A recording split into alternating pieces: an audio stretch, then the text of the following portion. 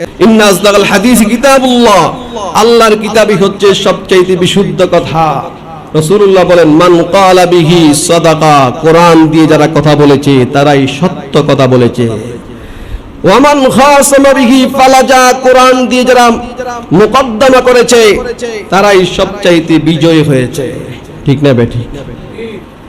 ওয়া মান আমিলা বিহি উজরা, যারা কোরআনের উপর আমল করেছে তাদেরকেই প্রতিদান দেওয়া হয়েছে। আমল তামাসসাকা বিহি হুদিয়া ইলা সিরাতিম মুস্তাকিম, যারা কোরআনের উপরে মজবুত করে নিজেকে আঁকড়ে রেখেছে, নিজের লাইফে কোরআনকে মজবুত করে ধারণ করেছে, তাদেরকে কোরআন সিরাতে মুস্তাকিমের দিকে নিয়ে গেছে।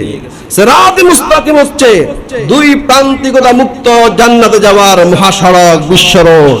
এই সিরাতে মুস্তাকিমের জন্য আমরা সর্বদা প্রত্যেকটা নামাজের প্রতি রাকাতেই আল্লাহ পাকের কাছে দোয়া করছি, ইহদিনাস সিরাতাল মুস্তাকিম।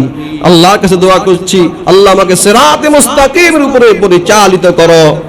দোয়া করলেই হবে না, কোরআনের উপরে আমল করতে হবে। ঠিক না বেঠিক? কোরআন বললে কোরআন সুন্নাহ এসে যায়। সুন্নাহ হচ্ছে কোরআনের তাফসীর। সুন্নাহ কি? কোরআনের তাফসীর।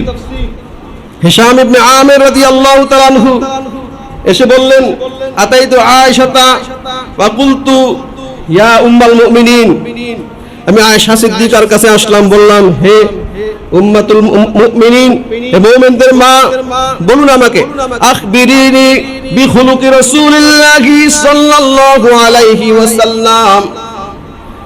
হে আয়েশা সিদ্দিকা, আম্মা জান, রাসূলুল্লাহ সাল্লাল্লাহু আলাইহি ওয়াসাল্লামের চরিত্র সম্পর্কে একটু বলুন। আয়েশা সিদ্দিকা বললেন, কানা খুলুকুহুল কুরআন আমা তাকরাউল কুরআন। তোমরা কি কোরআন পড়ো না?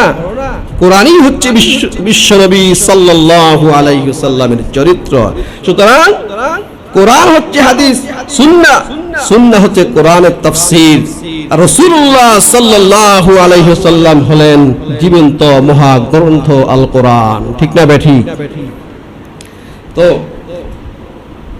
যে কোরআন তামাসসাকা বিহি হুদিয়া ইলা সিরাতিম মুস্তাকিম, কোরআনকে মজবুত করে ধরলে অটোমেটিকলি কোরআন নিয়ে যাবে সিরাতে মুস্তাকিম পর্যন্ত। ওয়া মান দাআ ইলা সিরাতিম মুস্তাকিম, আর কোরআনের দিকে যারা আহ্বান করে সে মুস্তাকিম সিরাতে মুস্তাকিমের দিকে আহ্বান করলো। ওয়ালা ইখলিতুহু তুলুর রাদ্দি, কোরআনকে দীর্ঘদিন ফেলে রাখলে কোরআন পুরানো হবে না। কোন জিনিসকে দীর্ঘ সময় ফেলে রাখলে কোরআন, যে জিনিসটা পুরান হয়ে যায় কিন্তু কোরআন পুরান হবে না। ওয়ালা তানতাজি আজাইবুহু, আর কোরআনের বিস্ময়তা, কোরআনের আশ্চর্যতা কখনো কমে যাবে না। আধুনিক প্রযুক্তির যতই জয় জয়কার হোক, যতই জয় লাভ করুক না কেন, আধুনিক প্রযুক্তি যত এগিয়ে চলবে, কোরআনের বিস্ময়তা, কোরআনের আশ্চর্যতা তত বেশি ফুটে উঠবে। সুবহানাল্লাহ, এটা হচ্ছে কোরআনের বৈশিষ্ট্য।